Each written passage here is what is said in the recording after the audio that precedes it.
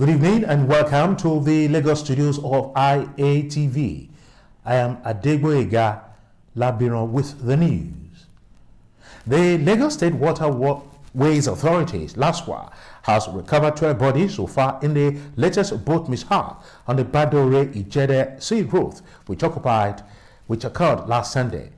The general manager of LASWA, Oluwadamilola Emmanuel, who confirmed the recovery, told newsmen that 5 bodies were yet to be recovered.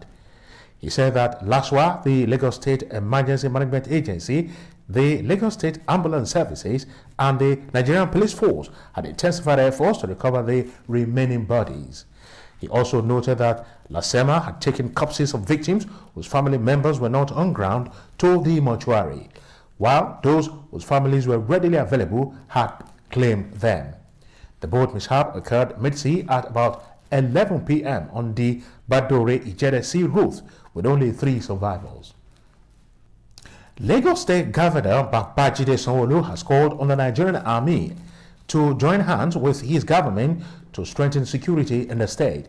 The governor made the call while receiving the Chief of Army Staff, Lieutenant General Tukur Buratai, who paid him a courtesy visit in Alausa. Sanwo-Olu said his 2 previous meetings with the Nigerian Army in Lagos State yielded positive outcome, hailing the military for fulfilling its commitment to boost the state's efforts in keeping lives and property safe. The governor and secure, not only with foreign direct investment coming, even we as citizens, right, can go about doing our lawful businesses and create wealth and development for our people. In Lagos, that you have come to do your yearly celebration, we want to wish you all the very, very best. The governor reiterated his administration's commitment to keep the state safe for investment to thrive, and also hailed the Nigerian Army for maintaining high level of discipline and professionalism in its operational engagement. Certain communities, to give them free medical services, free drugs and other consumables as part of our medical outreach program during the Army Day celebration. In his response, Buratai said the Army will not shirk its responsibility to enhance the security of lives and property in Lagos and across the nation, assuring that the military would always deploy its personnel for joint security operations to combat crimes in all parts of the country.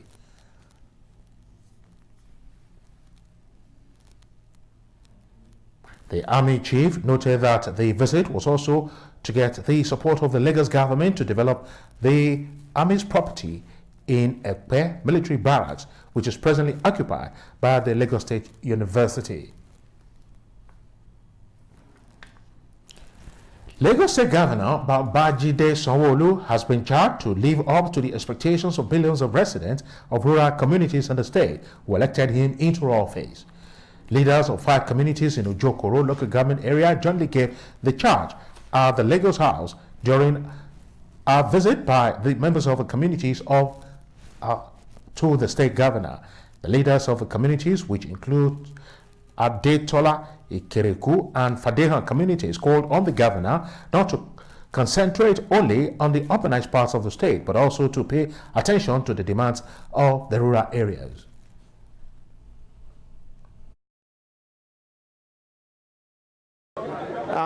The road network around the area is very bad, especially we want to make reference to Adetola Ikereku Road. The road has been in a state of despair for so many years. I reached that area since 1982. We have been struggling. So from Ikereku, Adetola, Fadehan, we have been here since 1982.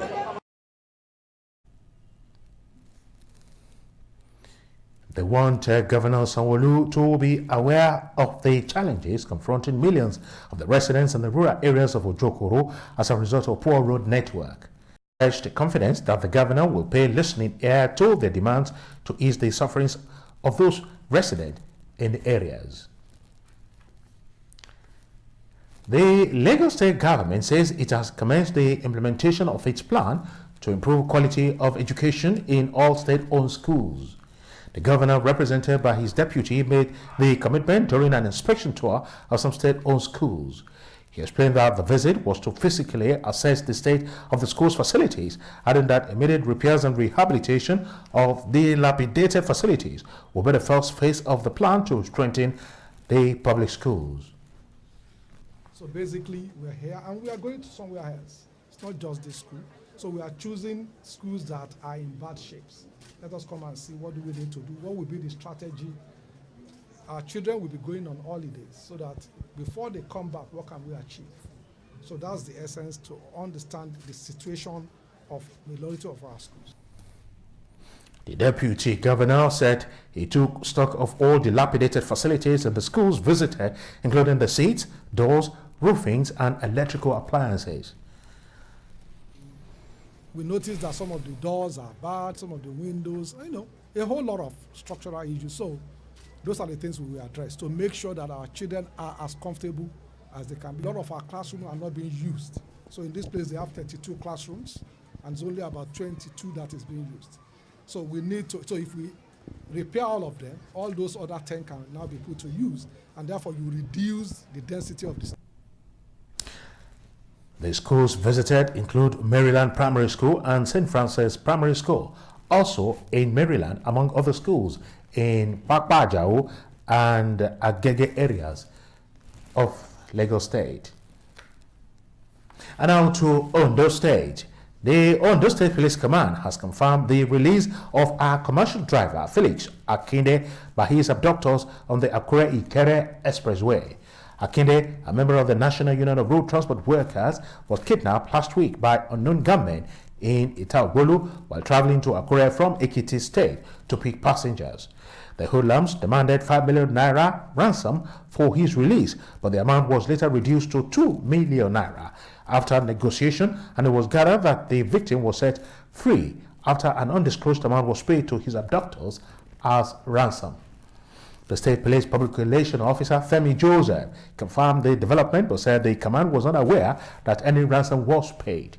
He added that the command had not received the details of how the victims were set free. Over now to Kwara State, where the Economic and Financial Crimes Commission, EFCC, says it is investigating more than 15 properties in choice areas of Ilorin, the Kwara State capital. The properties are said to belong to civil servants in the state. The Ilorin zonal head of the commission, Isiaku Sharu, disclosing this in Ilorin, gave an example of a civil servant earning less than 90,000 naira a month, but has almost 1 billion naira in his accounts. And on a credible tip-up, the Commission is currently investigating over 15 properties in choice areas within Ilorin Metropolis, ranging from hotels, filling station, residential accommodation, microfinance, and so on and so forth. What we saw in, 2 or 3 accounts of one of them, who is not more than assistant director, is to the tune of almost 1 billion naira. And he's working in the state government.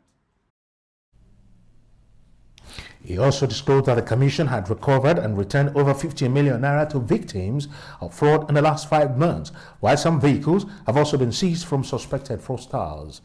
The commission said it was able to prevent alleged last-minute attempted financial misappropriation by the last administration in the state through surveillance on all Kwara State government accounts. And now the business news. The organized labor has alerted Nigerians that plans were underway to embark on industrial action in the current state of affairs as regards the issue of consequential adjustment arising from the new national minimum wage of 30,000 naira per month remains the same. It is operating under the aegis of the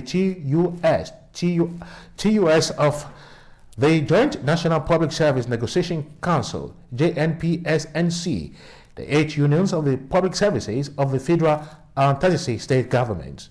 In a press statement in Abuja, the TUS acting chairman, Mr. Ankava Simon, and the secretary, Mr. Ladela Wal, expressed disappointment by government's effort to derail the implementation of a new minimum wage. The Committee on Consequential Adjustment of Salary agreed to set up a technical body to work out different scenarios in respect of salaries that will be paid to workers who are in the ministries, departments and agencies, MDAs, that drove their emoluments from the government treasury. The technical committee met severally. A series of computations that were to be presented for the plenary for consideration were developed. The Labour leader stated that the TUS had initially proposed that since the minimum wage was increased by 66.66% from 18,000 to 30,000 naira, salaries for officers on grade level 01 to 17 should be adjusted accordingly to maintain the relativity that exists in the salary structure in the public service. Still on the business news, the National Bureau of Statistics, NBS, has said that total foreign investment in the country rose by 34.6% year-on-year to $8.5 billion in the first quarter of the year 2019. The Bureau disclosed this in its capital importation report for first quarter of 2019, released early today. The report shows that the total value of capital importation into Nigeria stood at $8.485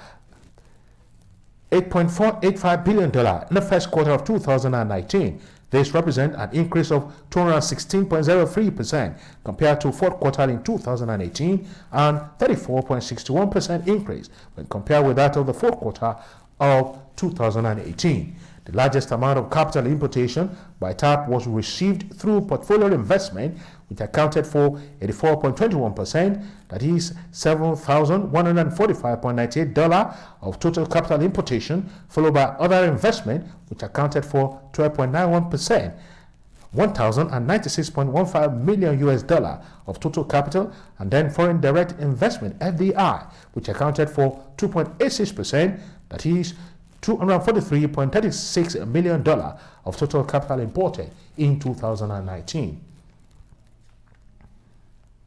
And now the stock market report. Stockbrokers traded in a total of 200.68 million ordinary shares valued at 2.8 billion naira at the close of trading today on the floor of the Nigerian Stock Exchange.